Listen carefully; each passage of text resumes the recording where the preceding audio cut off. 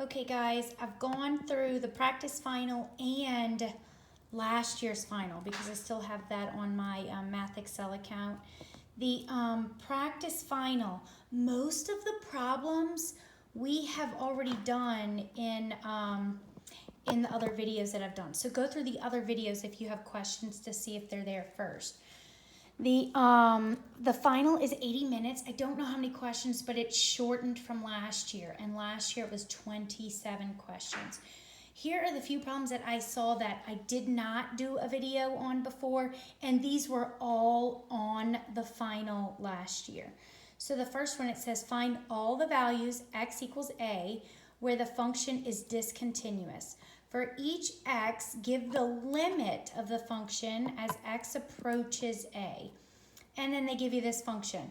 The problem was, this was what's on the practice test, and this is very close to what was on the test last year. So it's 6 plus x over x times x minus 5. Your function is going to be discontinuous where the denominator equals 0. So if you need to show work, show x equals 0 and x minus 5 equals 0. So it's going to be 0 and at x is 5.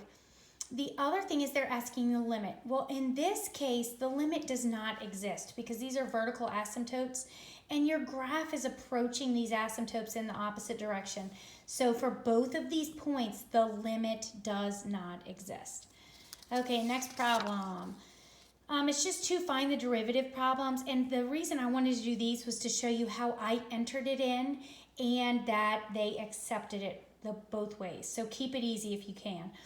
The first one is f of x equals 4 times the square root of 7 minus x squared plus 3.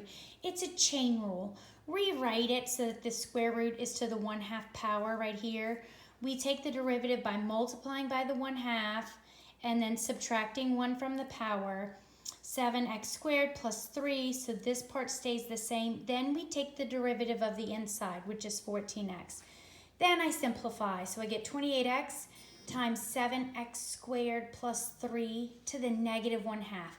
I left it exactly like that. I didn't write it as a fraction. If you want to write it in the denominator, you can, but this was accepted as well. Okay, last one for this video. It's a product rule.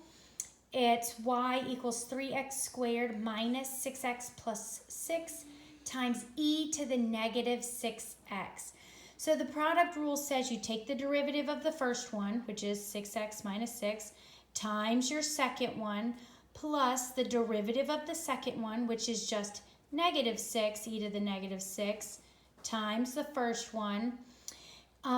You could type it in just like this if you wanted to. I just changed this negative to minus here, and I typed it in exactly like this. I didn't factor any common factor out, and this was accepted. It was perfect. So just get used to typing all your powers and your signs correctly, because that's the one thing that might kind of mess you up a little bit. Okay, I have 3 more questions, and then that's it.